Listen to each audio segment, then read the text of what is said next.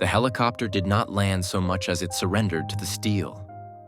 The Bering Sea was a chaotic, slate-gray landscape of white-capped peaks and abyssal troughs, and as the Sikorsky tilted, Caleb saw Rig 44 for the first time. It was a skeletal titan, a rusted throne of iron rising out of the foam like a jagged tooth.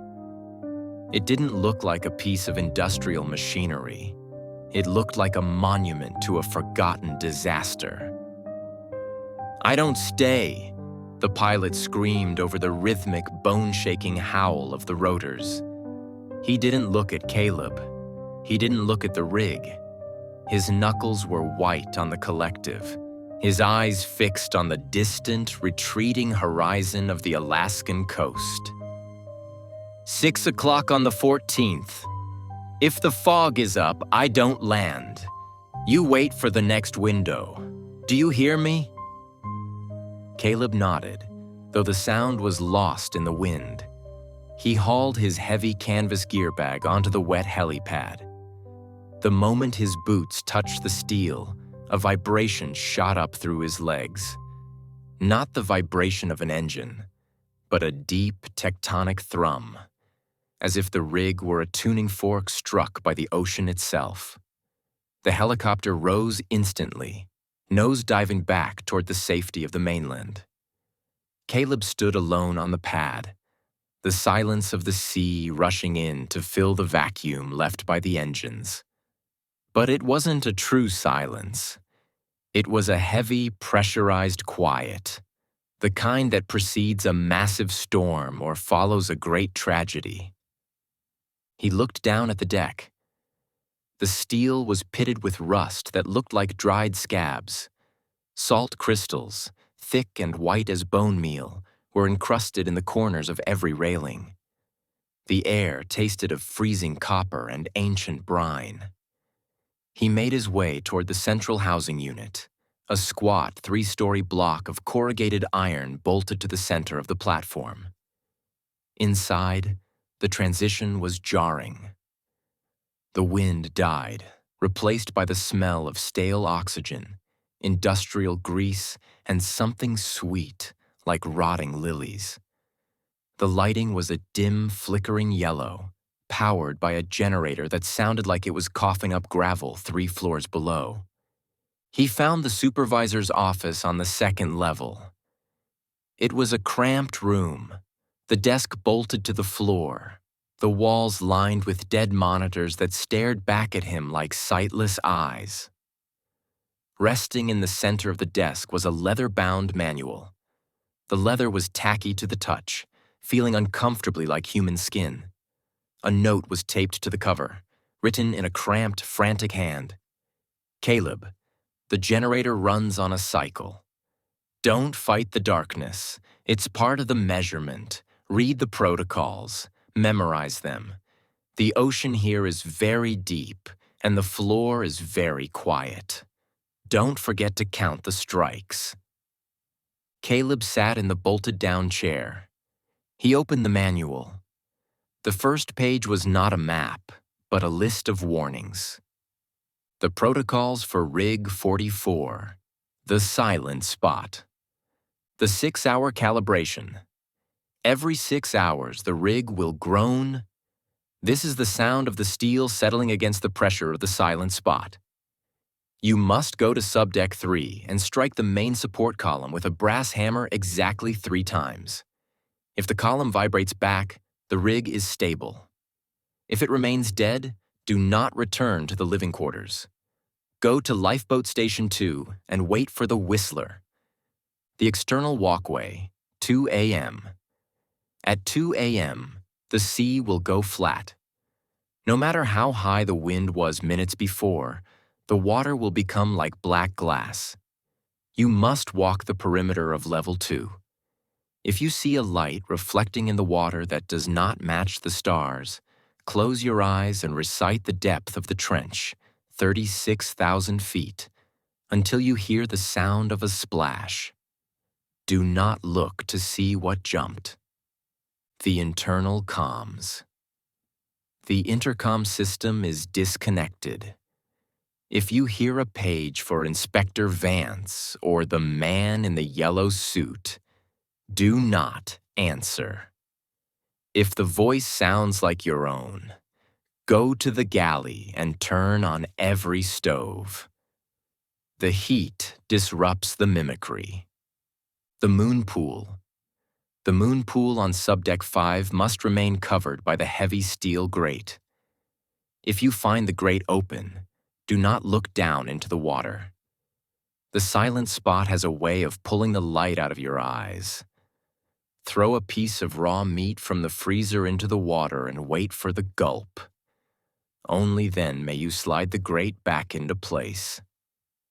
The shadow on the crane. There is a crane on the north deck that has been locked in the up position for 20 years. If you look at the crane and see a man sitting in the operator's cabin, check his hands. If he's wearing gloves, wave to him. He is the previous inspector. If he is not wearing gloves, hide in the locker in the hallway and do not make a sound until the crane moves. The wet footsteps. If you find wet, barefoot tracks in the hallway leading to your sleeping quarters, do not enter your room. Sleep in the infirmary. The infirmary is lined with lead, and the things from the silent spot cannot smell your heartbeat through the lead.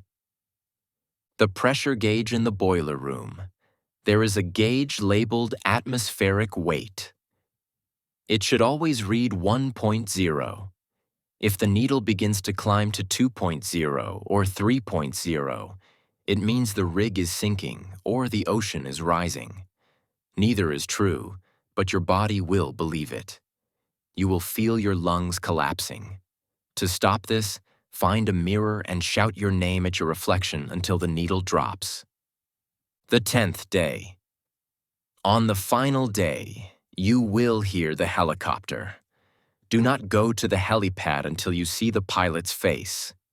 If the pilot is wearing a flight suit you don't recognize, stay on the rig.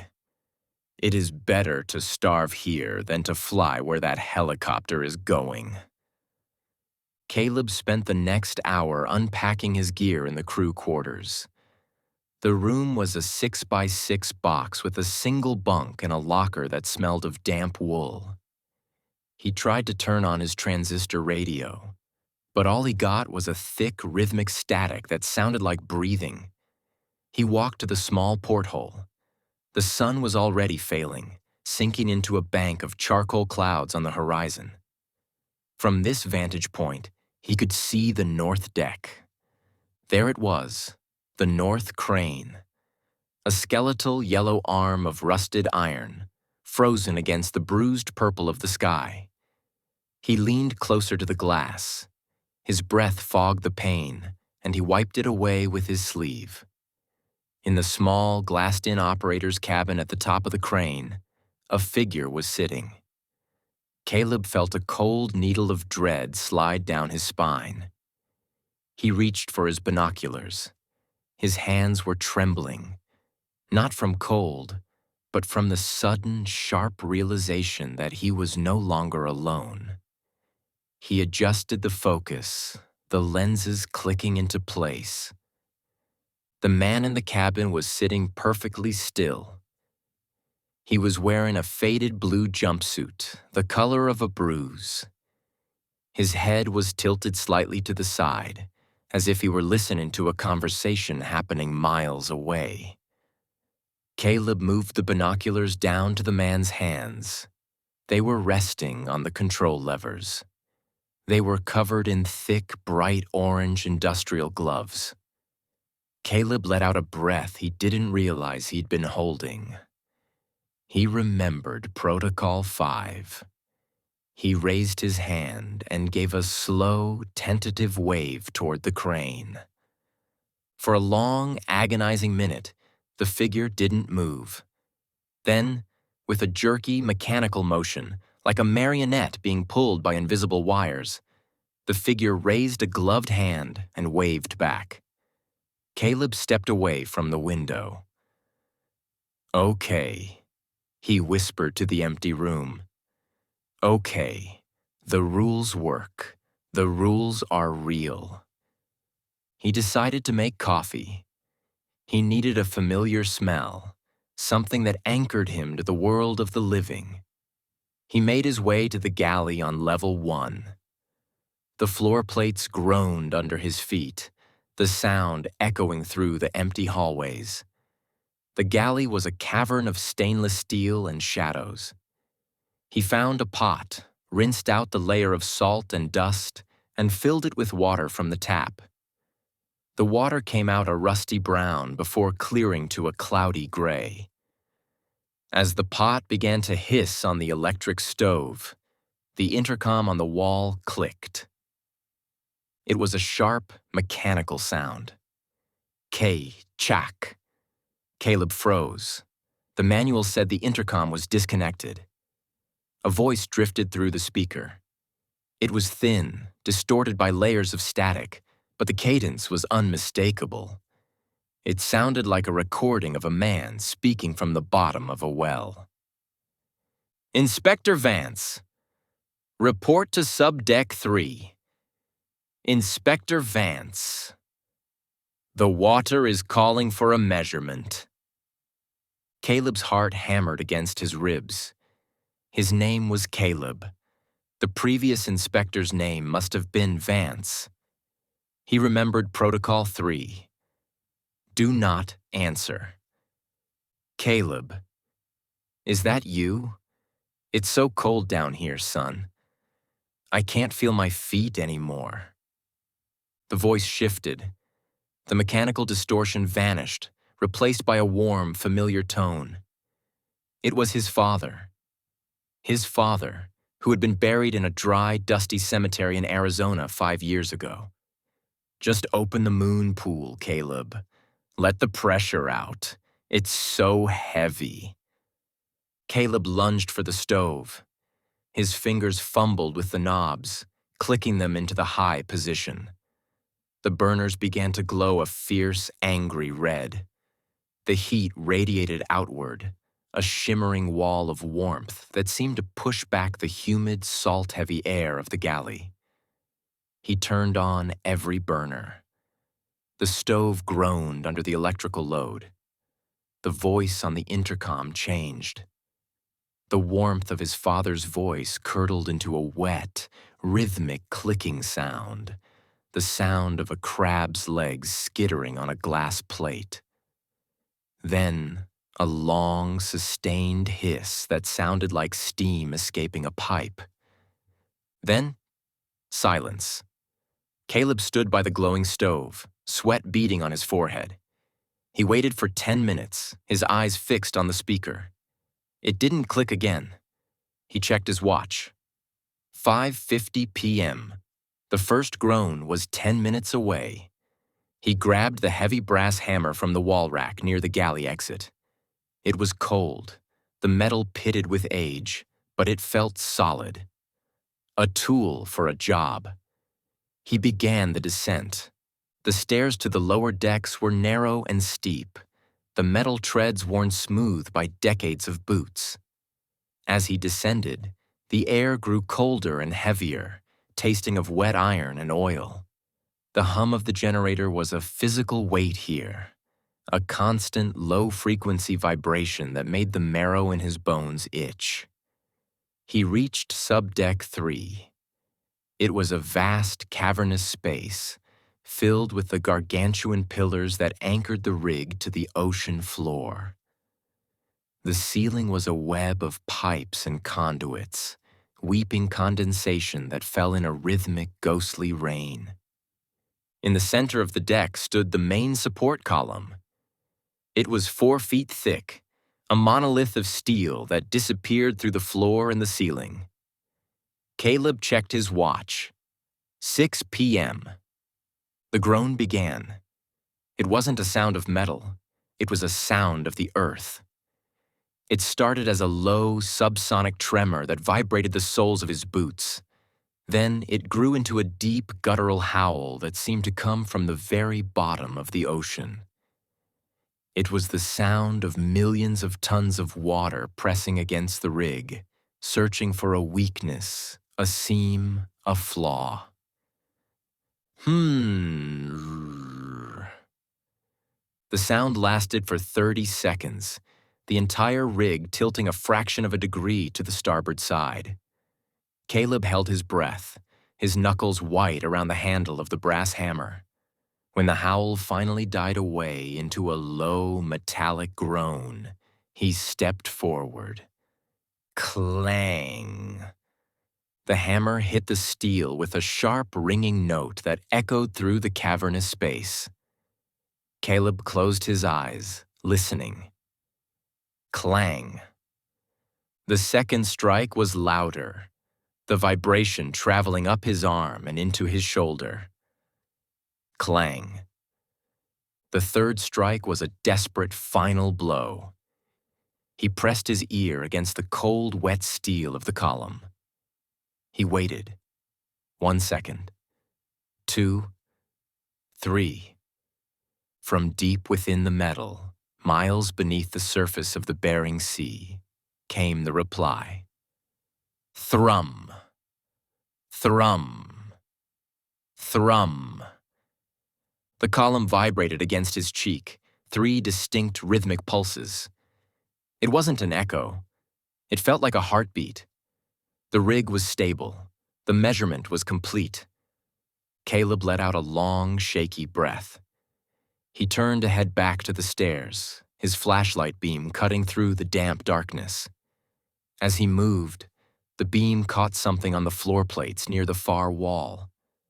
He froze.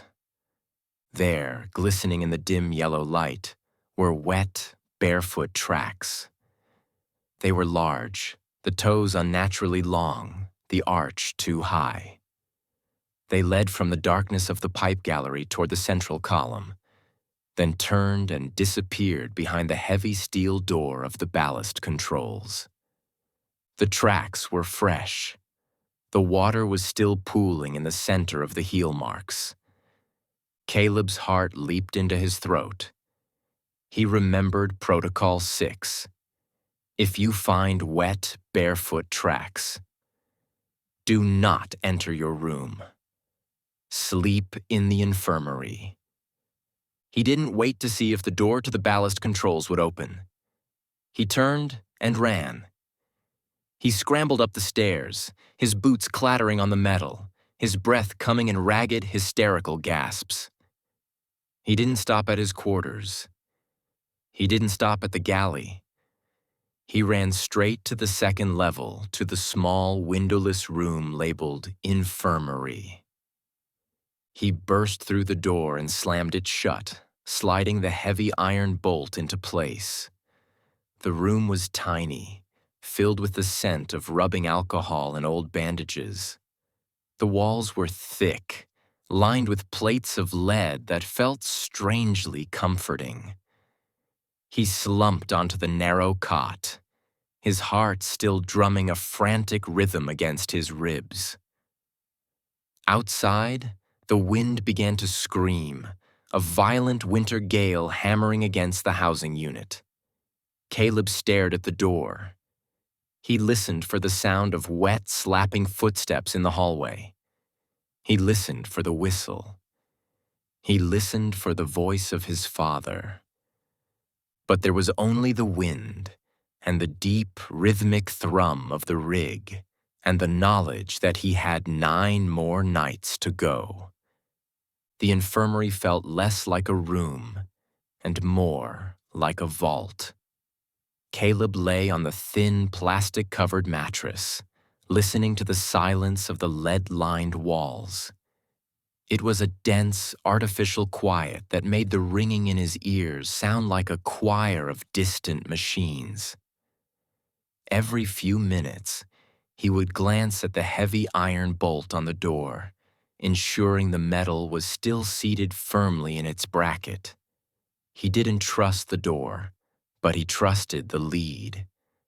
It felt like a barrier between his soul and the silent spot that was currently tasting the air outside. By 1:30 a.m., The wind, which had been a constant howling presence since his arrival, began to falter. It didn't taper off in the way weather usually does. It simply lost its substance. The shrieks of the gale turned into low, melodic moans, then into a series of soft, rhythmic clicks against the hull, and then, finally, into nothing.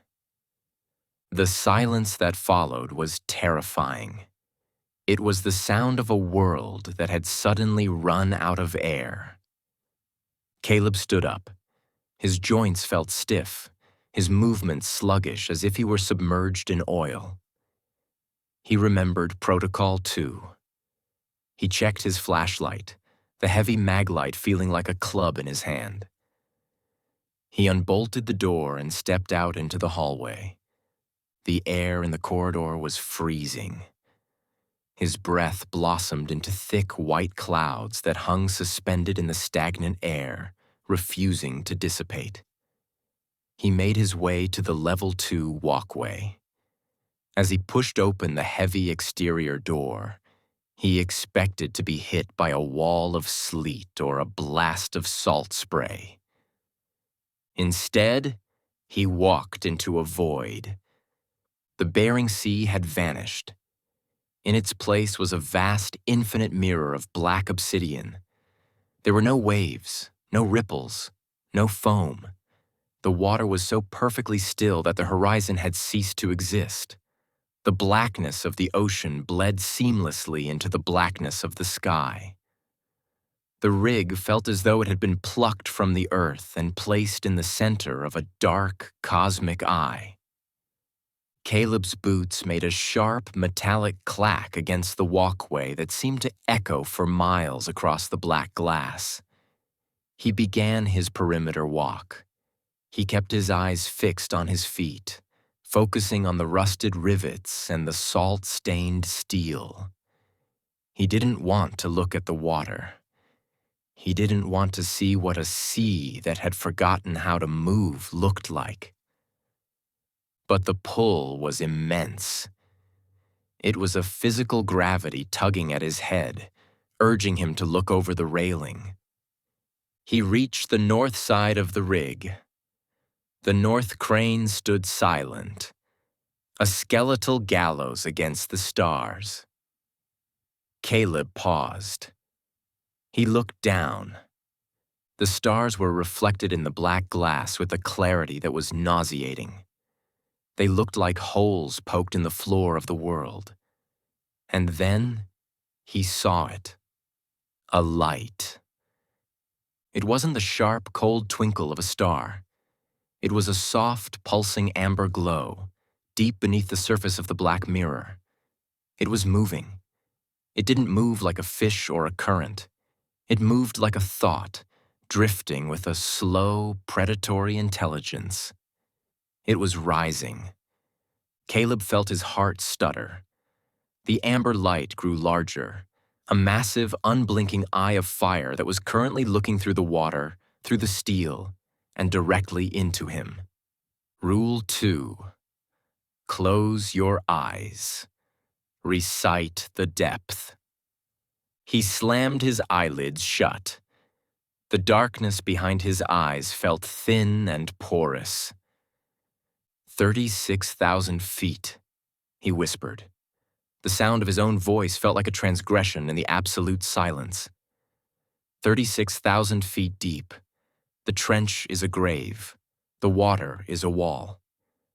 He heard a sound then. It wasn't a splash. It was the sound of a wet, heavy weight sliding across the black glass. Slither, slither, slither. It sounded like a massive piece of wet silk being dragged over a frozen pond. 36,000 feet, Caleb shouted, his voice cracking. The pressure is immense.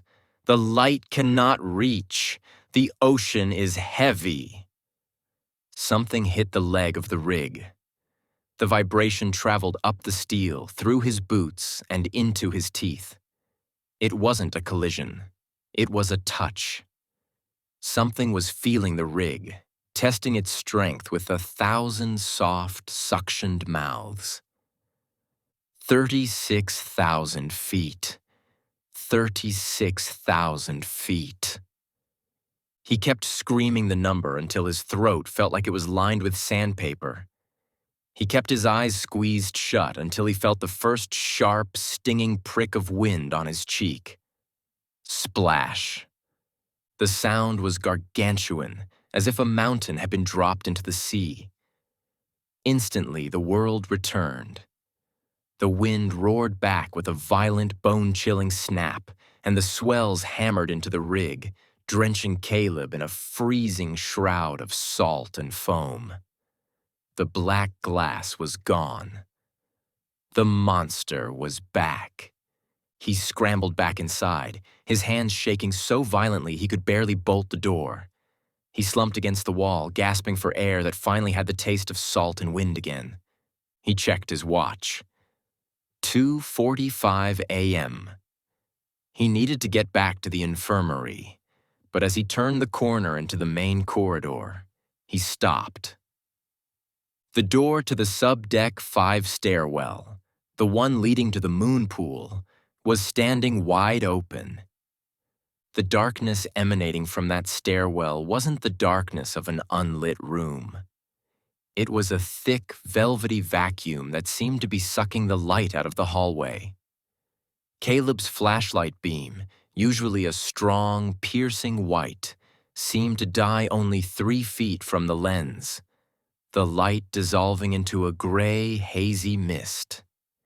He remembered Protocol 4. The moon pool must remain covered. He knew he couldn't leave it open.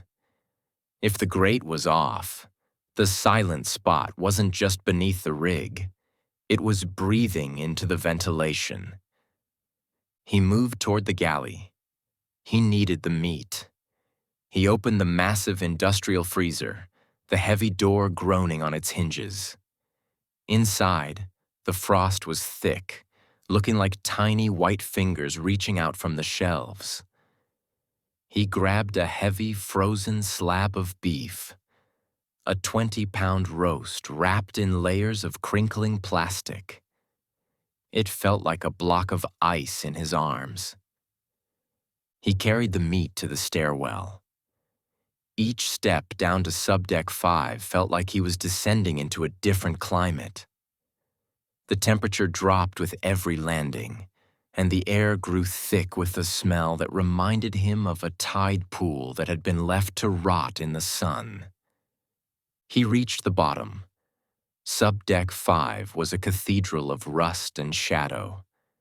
In the center of the floor was the square opening of the moon pool, a 10-foot wide window into the throat of the Bering Sea. The heavy iron grate, which weighed nearly half a ton, had been tossed aside like a discarded toy. The water in the pool was unnaturally still, despite the storm raging outside the rig's hull. It was a deep, bruised purple, almost black, and it seemed to be pulsing with a slow, rhythmic heat. Caleb approached the edge. He didn't look down. He kept his eyes fixed on the rusted pipe directly across from him.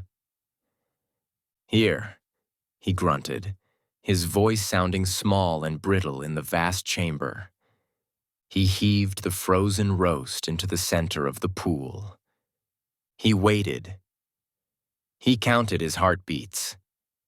1, 2, 3, 4, 5. Then the gulp. It was the sound of a massive vacuum seal being broken. The water in the pool didn't ripple. It simply dipped downward in a giant concave funnel, and the meat vanished. There was a wet, heavy sound of something being crushed, a sound like a car being compacted in a junkyard. Caleb lunged for the grate. He grabbed the iron ring and heaved with everything he had. The metal screamed against the floor, but he didn't stop until the grate was back in place. He slammed the 4 locking pins home, his breath coming in ragged, hysterical sobs. As he stood up, wiping the salt and sweat from his eyes, he saw the far wall. Written in the wet slime and rust, in letters 4 feet high, were words that hadn't been there when he arrived. The silence is not lack of sound. It is lack of you.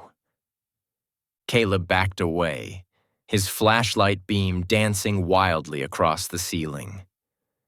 He ran for the stairs, but as he reached the first landing, he froze. Standing at the top of the stairs, looking down at him, was a figure. It was tall, nearly 7 feet, and its limbs were long and spindly, its joints bending at angles that defied human anatomy. It was wearing a tattered yellow slicker, the plastic stained with black oil and crusted with salt. Caleb's heart stopped. He remembered Protocol 5. He looked at the figure's hands. They were bare. The skin was a translucent, sickly white, and the fingers were far too long, tipped with sharp, yellowed nails. The figure didn't have a face. In the place where eyes and a mouth should be, there was only smooth, pale skin, stretched tight over a skull that looked like polished bone. "Inspector Vance," the figure said. The voice didn't come from a throat. It came from the air itself. It was a perfect, crystalline mimicry of Caleb's own voice. "The calibration is off. We need to strike the column again. It's so quiet down here. Won't you come and help us turn the handle?" Caleb didn't answer. He didn't wave. He turned and ran back down toward the subdeck 4 storage lockers. He burst into the locker room, a cramped space filled with the smell of mildew and old rubber. He dived into the 3rd locker from the end, pulling the narrow metal door shut and sliding the internal latch just as he heard the sound of wet, slapping footsteps reaching the bottom of the stairs. It was pitch black in the locker. The air was stale and smelled of his own terror. Clang, clang, clang. The sound of the figure's footsteps on the metal floor was rhythmic and patient. It wasn't searching. It was trailing. "Caleb, I can hear your name in the water. You shouted it so loud. The silent spot knows who you are now." The locker room door creaked open. Caleb held his breath. He pressed his hands over his mouth, his teeth drawing blood from his own palm. Through the narrow slats of the locker door, he saw a sliver of yellow. The figure was standing directly in front of his locker. It didn't move. It just stood there, breathing a cold, damp mist that began to fog the metal. Caleb could see those long, needle-thin fingers resting on the handle of the locker. They were twitching, feeling the vibrations of his frantic heart. Suddenly, from somewhere deep within the rig, came a massive tectonic screech. It was the sound of 1,000 tons of iron being twisted by a giant's hand. The north crane was moving. The figure in the yellow suit stiffened. With a sudden, jerky movement, it turned and sprinted out of the room, its feet making no sound on the steel as it vanished toward the upper decks. Caleb stayed in the locker. He stayed until his legs went numb. He stayed until the watch on his wrist told him it was 6 a.m. It was day 2, and the groan was starting again. The transition from day 2 into day 3 was not marked by a change in light, but by a change in the weight of the air. The yellow fluorescent bulbs in the corridors began to hum with a discordant buzzing frequency, flickering in a rhythmic pattern that made the shadows on the walls seem to detach and linger a second too long. Caleb emerged from the locker at 6:15 a.m., his body a map of cramps and cold-induced tremors. He moved through the subdecks like a ghost haunting his own life. Every time his boot struck the metal, he expected the floor to give way, revealing the churning purple maw of the moon pool beneath. When he reached Subdeck 3 for the morning calibration, the air was thick with the smell of scorched copper. The main support column, that 4-foot-thick titan of steel, was sweating. Not water, but a thick black substance that looked like crude oil, but smelled like old, stagnant blood. He raised the brass hammer. His arms felt like they were made of wet sand. Clang. The sound was dull, as if the column were hollow. Clang.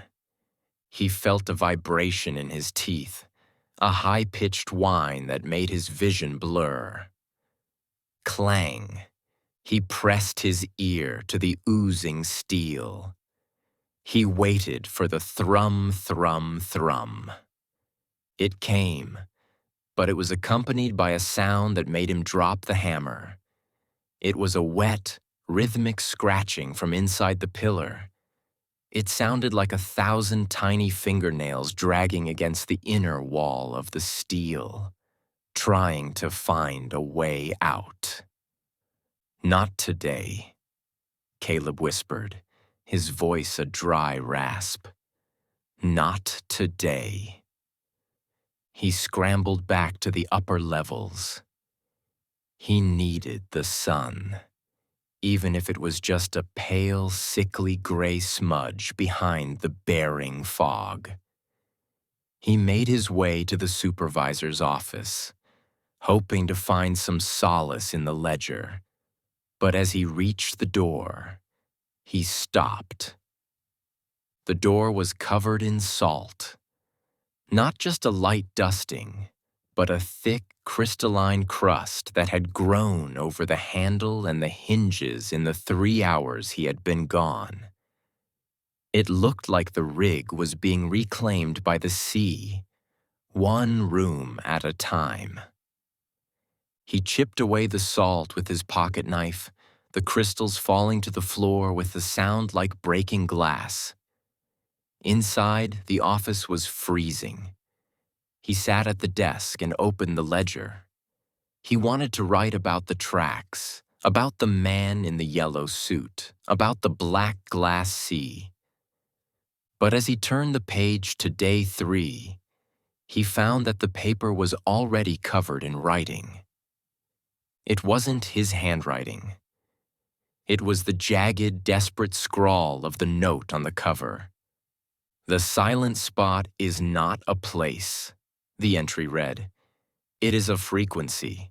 If you hear the flute, you are already tuned in. If you see the reflection smile, the broadcast has begun. Caleb, don't look at the North Crane today. He's not wearing the gloves anymore." Caleb's heart skipped a beat. He slowly turned his head toward the window that overlooked the north deck. He didn't want to look. Every instinct screamed at him to keep his eyes on the desk, to stare at the salt on the floor, to do anything but look at that rusted yellow arm of iron. But the curiosity was a physical hook in his jaw, pulling his gaze upward. The North Crane was there. It was no longer locked in the up position. It had been lowered significantly, the massive iron hook now hovering only inches above the deck plates, swinging in a slow, hypnotic arc. Caleb grabbed his binoculars. He focused on the operator's cabin. The man was there. He was sitting in the same position as before, his head tilted to the side. But his hands, the hands that had waved so rhythmically the day before, were resting on the glass of the window. They were pale, translucent. The orange industrial gloves were gone. They were sitting on the floor of the cabin, discarded like shed skins. Caleb's breath hitched. He remembered Protocol 5. If he is not wearing gloves, hide in the locker in the hallway and do not make a sound until the crane moves. But the crane was moving. It was swinging. He watched, paralyzed, as the cabin door of the crane slowly creaked open. The figure inside began to stand up. It didn't move like a man. It unfolded, its limbs lengthening and snapping into place with a sound that Caleb could hear even through the reinforced glass of the office window. The figure stepped out onto the narrow catwalk of the crane. It wasn't the man in the yellow suit. It was something else. Something that looked like a man made of wet, gray, tattered parchment. It turned its head toward the supervisor's office. It didn't have eyes, but Caleb felt the weight of its gaze as if a physical pressure had been applied to his chest. Then the figure began to climb down the ladder. Caleb didn't stay to watch the rest. He lunged for the office door, but the salt had already begun to regrow, sealing the hinges with a terrifying speed. He threw his shoulder against the wood, screaming as the salt bit into his skin like shards of ice. The door gave way with a violent crack. He tumbled into the hallway, but he didn't stop to look back. He ran for the infirmary. He needed the lead. He needed the one place where the silent spot couldn't hear his heart. As he sprinted down the corridor, he passed the atmospheric weight gauge. The needle was moving. 1.2, 1.5, 1.8. He felt the first sharp stabbing pain in his lungs. It felt as if he had swallowed a mouthful of needles. The air in the hallway was thickening, turning into a heavy, viscous fluid that resisted his movement. He reached the infirmary door. His fingers were numb, fumbling with the latch. He could hear the sound of the crane man's feet on the deck outside, a dry, skittering sound like dead leaves in a gale. "Caleb," the voice whispered, coming from the shadows of the ceiling. "Why are you running? The measurement isn't finished. We need to count the heartbeats." He burst into the infirmary and slammed the door. He didn't just slide the bolt. He leaned his entire weight against the lead-lined wood, his chest heaving as he struggled to draw air into his collapsing lungs. "Caleb Vance," he wheezed. "Caleb Vance. Caleb Vance." He stared at his reflection in the small, polished metal mirror above the infirmary sink. The man in the mirror was screaming. But Caleb's own mouth was shut. He watched, horrified, as the reflection of himself reached out and touched the glass from the other side. A layer of frost began to spread from the reflection's fingertips, covering the mirror in a pattern that looked like a topographical map of the ocean floor. "Caleb Vance!" he shouted, his voice a ragged, desperate howl. The needle in his chest finally began to recede. The pressure lifted, leaving him gasping on the floor of the vault. But the scratching at the door had started. It wasn't a knock. It was the sound of someone, or something, using a long, sharp nail to trace the outline of the door frame. 36,000 feet, Caleb, the voice said from the other side. It was his own voice again, but it sounded wet, as if the speaker were drowning while they spoke. "It's so quiet down here. You can hear the stars breathing. Won't you come out and see? The sea is flat again. And this time, there are no reflections. Caleb curled into a ball on the cold floor, pressing his hands over his ears. He began to recite the depth over and over, a mantra against the madness. 36,000 feet. The trench is a grave. The water is a wall. 36,000 feet. He stayed there for hours, the scratching at the door a constant rhythmic reminder that he was the only thing on Rig 44 that still had a heartbeat. By 11 p.m., the scratching stopped. The silence that followed was worse. It was the silence of a predator that had finally found the scent. Caleb sat up, his eyes fixed on the bottom of the door. A thin gray liquid began to seep under the door frame. It didn't move like water. It moved like mercury, sliding across the floor in a single cohesive mass. It was the silver rinse. He remembered Protocol 7. Do not let it touch your skin. If it does, you will become translucent by sunrise. He scrambled onto the infirmary cot, pulling his feet up as the silver liquid began to fill the room, covering the floor in a shimmering, mirror-like pool. He looked into the silver. In the reflection, the infirmary was gone. He was sitting on a cot in the middle of a vast underwater forest of kelp. The silent spot was visible through the trees.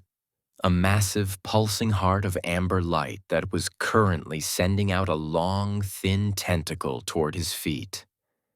Caleb closed his eyes. I am not on the list, he whispered. I am not the inventory.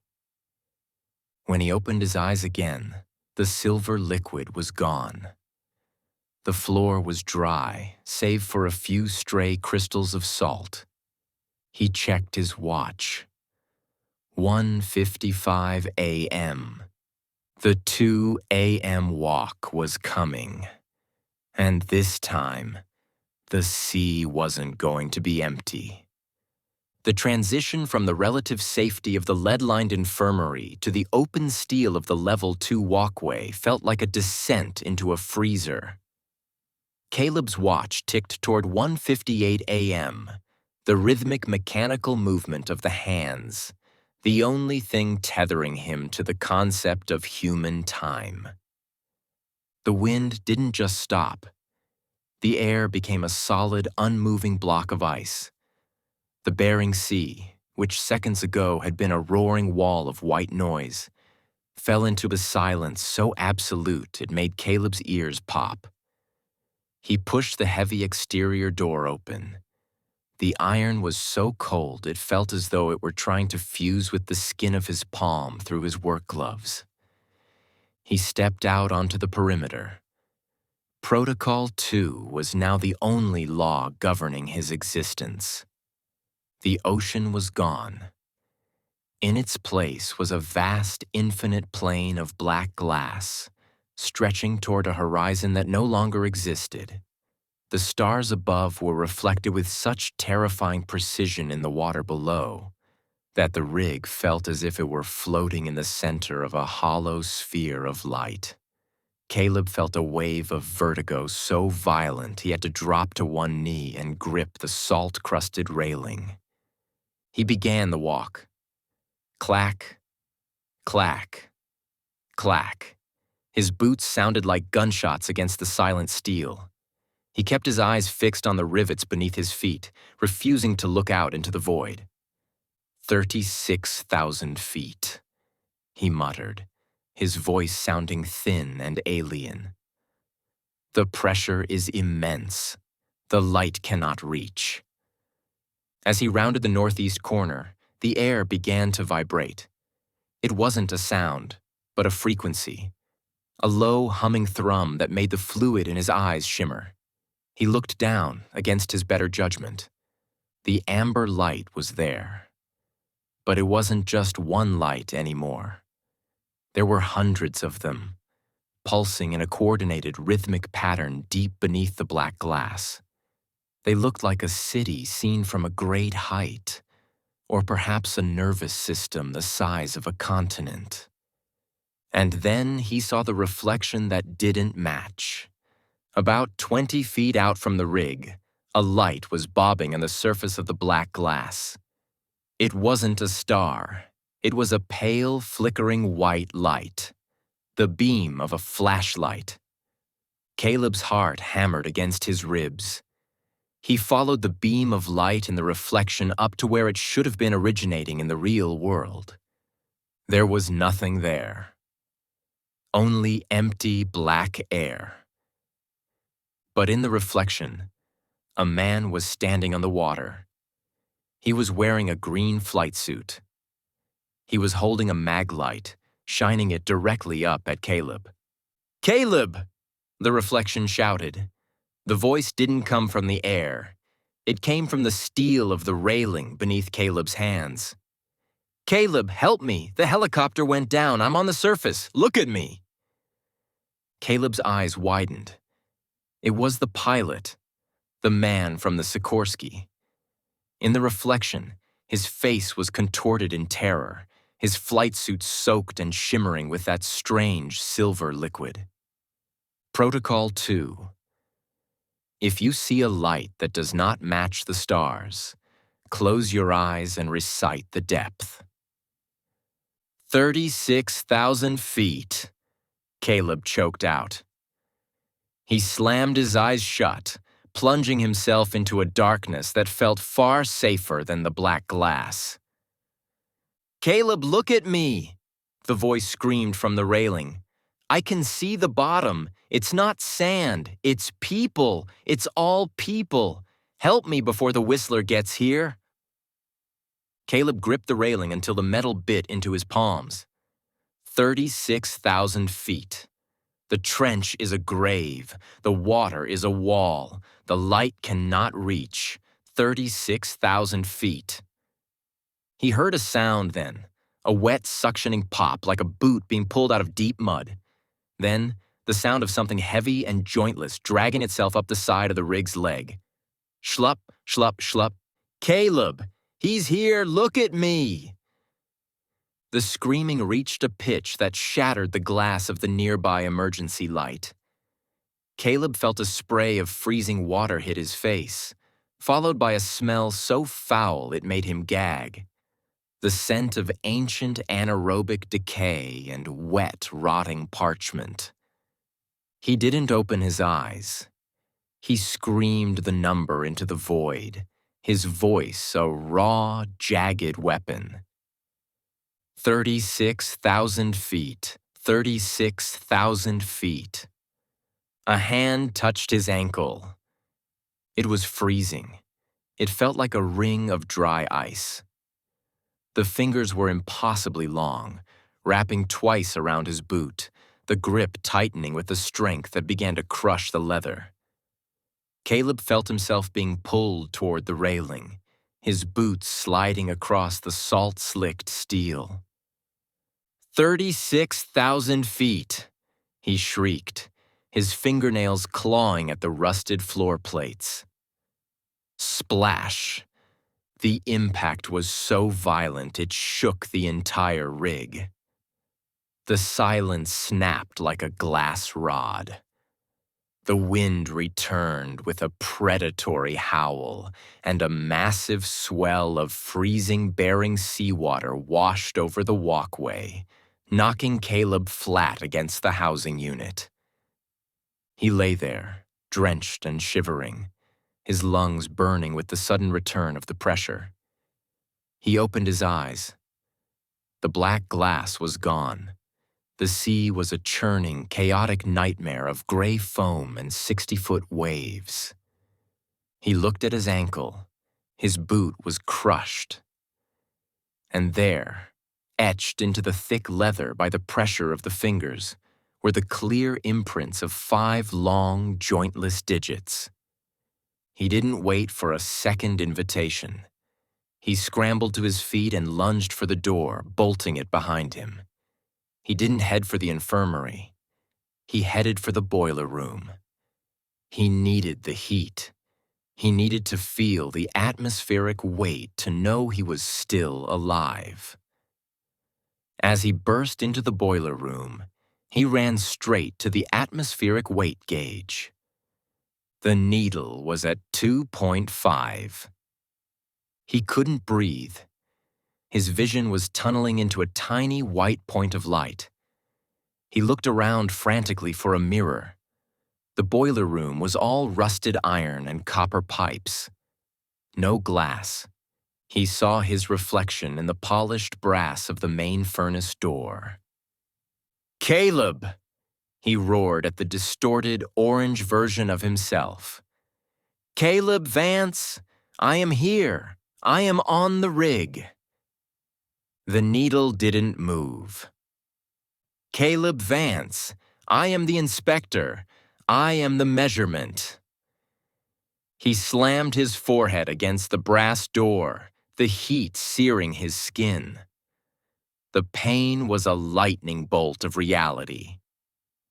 The needle plummeted back to 1.0. Caleb sank to the floor, the heat of the furnace finally beginning to seep into his frozen marrow. He checked his watch. 3:15 a.m. He had survived the walk. But as he sat there, his back against the vibrating boiler, he noticed something in the dust on the floor. A trail of white sand. It didn't lead to the door. It led to the base of the furnace. And there, sitting in the center of the sand, was a single orange industrial glove. It was soaking wet. Day 4 began with a sound that wasn't in the manual, the sound of ticking. It wasn't a single clock. It was the sound of thousands of tiny metallic heartbeats vibrating through the bulkheads. Caleb woke up on the floor of the boiler room, his skin tacky with dried salt and his forehead bearing the angry red brand of the furnace door. He checked his watch. 8 a.m. The ticking was coming from the pipes. He pressed his ear to a steam line and realized the ticks were perfectly synchronized. Every time the generator thrummed, the pipes clicked in response. The rig was no longer just a structure. It was a giant rusted clock, counting down to a deadline he didn't understand.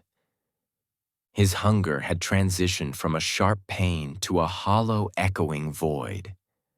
He needed to eat, but the thought of the galley, where the stoves were the only defense against the mimicry, filled him with a paralyzing dread. He forced himself to move. He had to keep the routine. Routine was the only thing that kept the silent spot from filling the empty spaces in his mind. The walk to the galley was like moving through a dream of rust. The salt was now an inch thick on the walls, forming crystalline structures that looked like frozen white ferns. The air was unnaturally dry, pulling the moisture from his eyes and throat. When he reached the galley, he saw that the stove was already on. All 4 burners were glowing a deep electric violet. It wasn't the blue of natural gas. It was a color that didn't belong in the spectrum of fire. Sitting at the stainless steel table was a plate. On the plate was a single perfectly cooked steak, steam rising from it in a slow, lazy spiral. Beside it sat a glass of dark red wine and a linen napkin. Caleb stood in the doorway, his stomach cramping at the smell of the meat. It smelled like home. It smelled like the Sunday dinners his mother used to make before the sickness took her mind. Rule 7. If you hear your mother calling you from inside a locked crate, ignore it. There was no crate here, only a plate. But the logic held. "I'm not hungry," Caleb whispered, his voice cracking. The violet flames on the stove flared higher. The shadows in the corner of the room began to knit together, forming a shape that was too tall for the ceiling. It was the inventory man. Caleb could see the edges of his skin, tattered, yellowed ledger paper covered in columns of fading ink. The inventory man didn't have a face, but he held a fountain pen the size of a bone. He began to write in the air, the ink hanging suspended like black smoke. Item 402. Caleb Vance. Status: unconsumed. Remedy: the feast. I'm not on your list, Caleb said, backing away toward the hallway. I'm the inspector. I'm the one who does the measuring. The inventory man pointed at the steak. The meat began to pulse. A rhythmic, wet thumping came from the center of the plate. It wasn't a steak. It was a heart. A massive, salt-crusted heart that was beating in time with the ticking pipes of the rig. Caleb turned and bolted. He didn't head for the quarters. He headed for subdeck 5. If the rig was a clock, the moon pool was the pendulum. The lavender mist had returned to the lower decks, but it was thicker now, a soupy, opaque fog that made it impossible to see his own feet. He waded through it, the cold biting into his shins. He reached the moon pool room and stopped. The grate was gone. Not tossed aside, but gone. In its place was a hole that seemed to have grown. It was no longer a 10-foot square. It was a jagged circular maw that occupied nearly half the floor space. Caleb shone his light into the water. The silent spot was rising. The purple water was only 3 feet below the deck level now. It was churning in a slow, clockwise vortex. And in the center of the vortex, something was floating. It was a crate. A heavy wooden crate made of whispering cedar. Caleb? The voice came from inside the wood. It was muffled, wet, and filled with a devastating, heartbreaking hope. Caleb, is that you? It's so dark in here. They told me you were coming to get me. They said the rig was a bridge. Mom! Caleb gasped, his resolve shattering like glass. I've been waiting so long, honey. The water is so heavy. Just pull the latch. Just one little click, and we can go home. We can go to the house in the desert. Caleb moved toward the edge of the pool. The violet light from the galley above was reflecting in the churning water, casting long, distorted shadows against the cedar wood. His hand reached out, his fingers inches from the iron latch of the crate. Suddenly, the ticking in the pipes stopped. The silence was a physical blow. In that silence, Caleb heard the truth. The voice from the crate didn't have a breath behind it. There was no inhale, no exhale. It was a perfect, loop-recorded imitation. And beneath the voice, he heard the sound of the gulp, that massive, vacuum-sealed hunger of the deep. He pulled his hand back as if the latch were white-hot. "My mother is dead," he said, his voice flat and hard. "She's in Arizona. She's in the dirt." The crate didn't answer. Instead, the wood began to splinter. From the cracks, long, needle-thin fingers, the same fingers he had seen in the locker, began to poke through, clawing at the air. "Caleb!" the voice screamed, no longer sounding like his mother, but like 1,000 birds being crushed at once. The water in the moon pool surged. A massive, translucent limb, articulated with 3 elbows and covered in the same silver liquid as the sea, erupted from the vortex and slammed onto the deck. It gripped the edge of the steel, the metal groaning and buckling under its weight. Caleb didn't stay to watch what followed. He turned and scrambled up the stairs, his boots slipping on the lavender slime.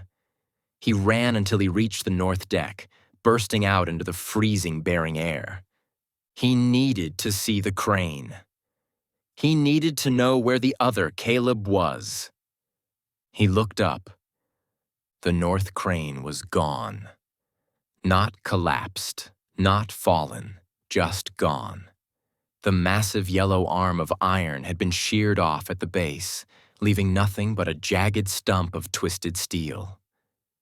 Caleb ran to the edge of the deck. He looked down into the sea. The crane was standing in the water. It was standing upright on the ocean floor, 300 feet below, its yellow arm reaching up through the waves like a drowning hand. And sitting in the cabin, now submerged in the freezing dark, was the man in the orange gloves. He was waving, slowly, rhythmically. 1, 2, 3. He was doing the calibration from the bottom of the sea. Caleb realized then that the rig was no longer anchored to the floor. It was being pulled down. The silent spot wasn't a place he was monitoring. It was a destination he was approaching. He checked his watch. 12 p.m. The groan was coming. And this time, he didn't have a support column to strike. The entire rig was the column now.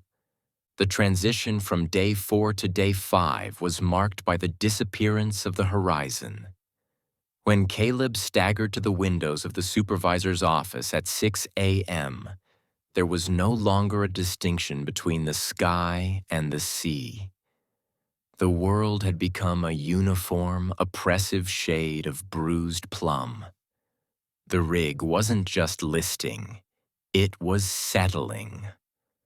The water level, which usually sat 40 feet below the main deck, was now licking at the rusted grates of the level 1 walkways. The groan of day 5 didn't come from the support column. It came from the air itself. It was a high-frequency vibration that shattered every remaining ceramic mug in the galley and sent a spiderweb of cracks through the reinforced glass of the control room. Caleb stood in the center of the office, his legs wide apart to maintain his balance on the tilting floor. He held the brass hammer in a white-knuckled grip, but there was nowhere to strike. The main support column on Subdeck 3 was likely already submerged in the rising purple ink of the moon pool. Then he heard it. Clang, clang, clang. It was coming from the floorboards.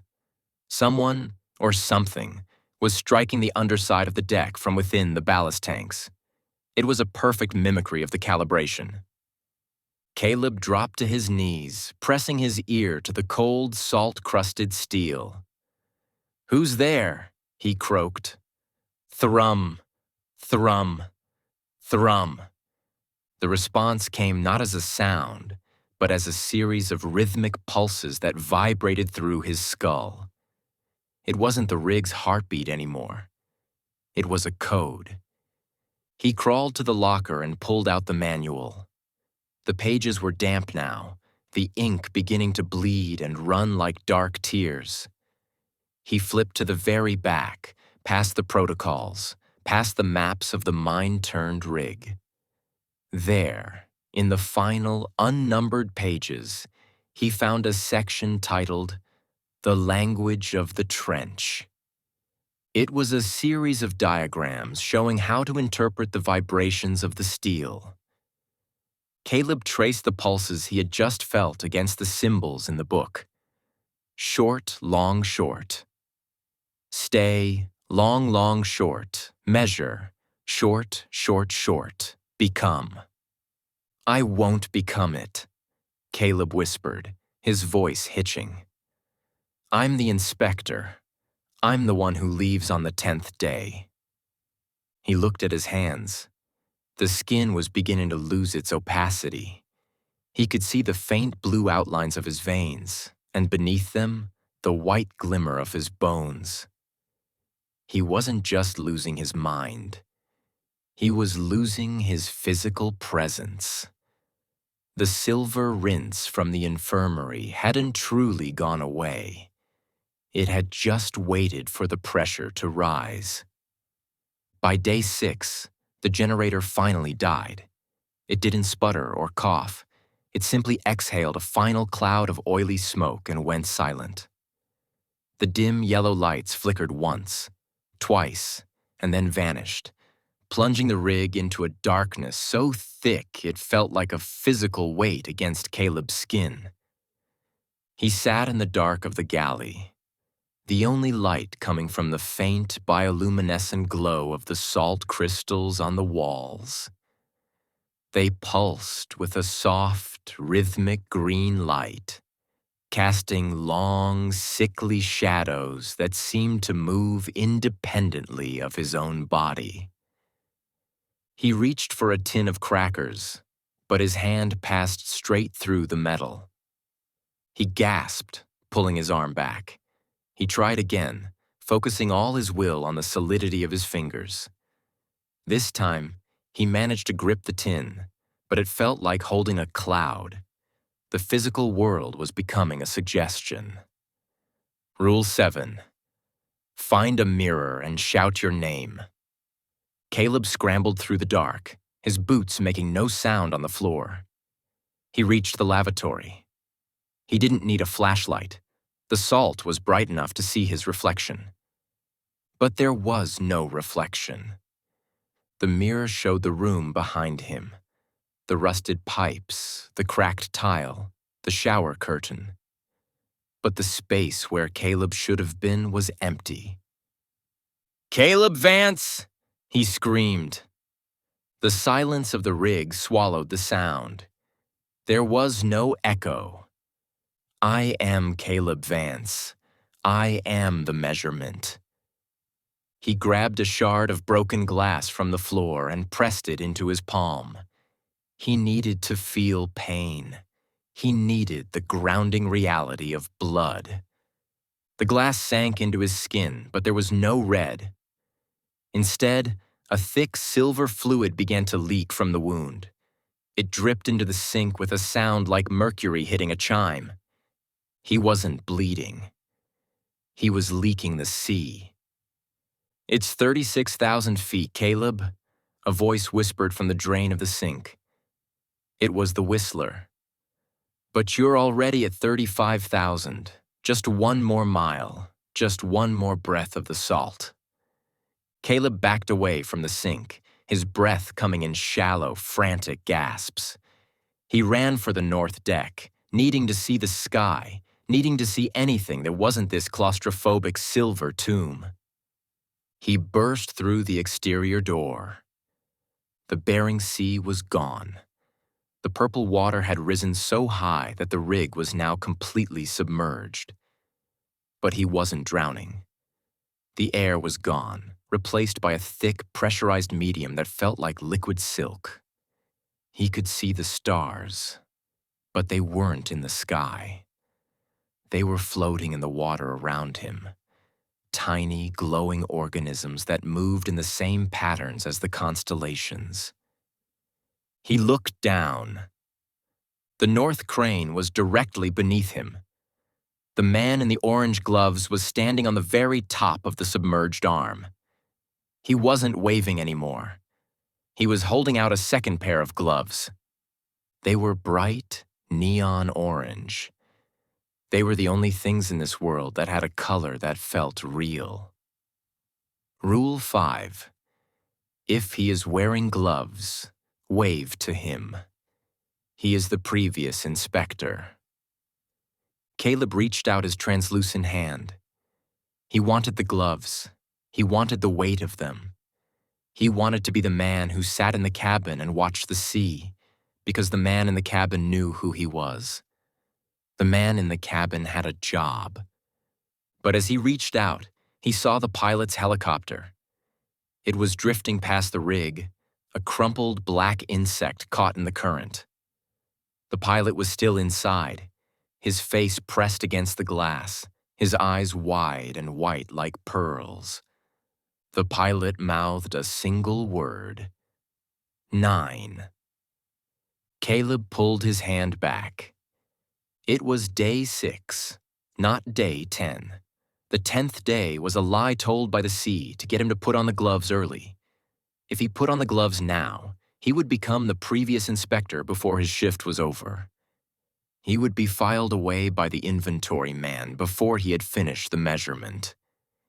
He turned and swam, if that was the word for moving through the pressurized silk, back into the housing unit. The final days were a blur of silver and salt. Caleb no longer ate. He no longer slept. He spent his time in the supervisor's office watching the inventory man work. The tattered paperman was no longer in the corner. He was behind the desk. He was writing in the ledger with a feverish intensity, the pages turning so fast they sounded like a swarm of locusts. "How many are left?" Caleb asked. His voice was no longer a sound. It was a vibration in the silver fluid that filled the room. The inventory man stopped writing. He turned his blank paper face toward Caleb. He held up the ledger. The pages were no longer covered in names. They were covered in fingerprints. Thousands of them, overlapping in a chaotic black smudge. And in the center of the latest page was a single clear print. It was Caleb's. "The measurement is nearly complete." The inventory man's voice echoed in Caleb's mind. "The silent spot has been weighed. It weighs exactly 1 Caleb Vance." "I'm not a weight," Caleb whispered. "I'm a person."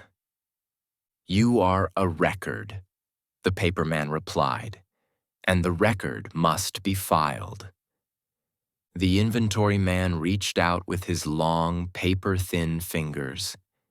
He wasn't trying to kill Caleb. He was trying to fold him. Caleb backed away, his body flickering like a dying candle. He ran toward the moon pool. It was the only place left to go. The rig was now so deep that the pressure was beginning to crush the bulkheads. The steel was screaming, a high-pitched, agonizing sound of a structure reaching its limit. He reached subdeck 5. The moon pool wasn't a hole anymore. The entire floor had vanished. The rig was now just a hollow shell floating in the heart of the silent spot. In the center of the void, the amber light was waiting. It was beautiful. It was a massive, multifaceted diamond of fire, pulsing with the warmth of 1,000 suns. Caleb felt the pull. Not the violent, terrifying gravity of the first night, but a soft, welcoming embrace. Rule 8. On the final day, you will hear the helicopter. Do not go until you see the pilot's face. Caleb checked his watch. The glass was shattered, the hands frozen at 5:59 p.m. He heard it, a rhythmic thud, thud, thud. It wasn't a helicopter. It was a heartbeat. He looked up through the wreckage of the rig. High above, through miles of purple water and silver mist, he saw a light. A real light. A sharp, cold, white light. It was the sun. The 10th day had arrived. The rig began to rise. It wasn't a slow ascent. It was a violent, pressurized launch. The air returned with a deafening roar as the structure broke the surface of the Bering Sea. The purple water cascaded off the decks in massive, crashing waterfalls. Caleb slumped on the wet steel of the helipad, his body solidifying as the pressure dropped. He was no longer translucent. He was flesh and bone and salt. The Sikorsky appeared over the horizon. It landed with a bone-jarring thud. The pilot leaned out, his face obscured by a dark visor. Caleb stood up. He walked toward the helicopter, but he stopped at the edge of the rotor's wash. He looked at the pilot's hands. They were bare. The pilot raised his visor. It was the same man from the first day. He looked older, his hair turned white, but his eyes were the same bored, tired eyes of a man doing a job. "Caleb Vance?" he shouted. Caleb looked back at the rig. The north crane was back in its up position. The man in the yellow suit was sitting in the cabin. He was wearing the orange gloves. He gave Caleb a slow, solemn wave. Caleb looked down at his own hands. They were stained with salt, and his fingernails were gone, replaced by smooth silver plates. He looked at the $32,000 in his mind. It felt like a memory from a dream someone else had. He realized then that he couldn't leave. If he left, the measurement would be incomplete. The silent spot would have nothing to hold it down. It would rise, and the purple water would follow the helicopter back to the mainland. "Go!" Caleb screamed over the rotors. "What?" the pilot shouted. "Get in the chopper, kid. We're burning fuel." "I'm not finished," Caleb roared. He picked up the brass hammer from the deck, the hammer he had dropped day 10s ago, and held it high. "The measurement isn't finished." The pilot stared at him for a long minute. He saw the silver in Caleb's eyes. He saw the way the salt moved on Caleb's skin like it was alive. The pilot nodded once, a sharp, clinical gesture of understanding. He pulled the collective, and the helicopter rose, turning tail and vanishing into the Alaskan fog. Caleb stood alone on the rig. He walked to the supervisor's office. He sat in the bolted-down chair. He picked up the fountain pen. He opened the ledger to a new page. "Day 11, he wrote. The ink was silver. The silence is no longer empty. It is crowded with the measurement. He looked out the window. The north crane was empty. Caleb stood up, walked out to the north deck, and climbed the ladder to the operator's cabin. He sat in the chair. He reached down and picked up the orange industrial gloves. He pulled them on.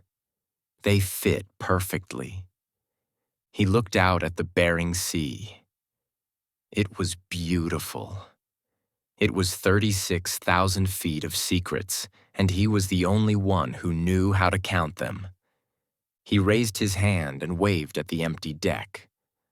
Far below, in the dark of the housing unit, a new inspector was just stepping off a helicopter that didn't exist.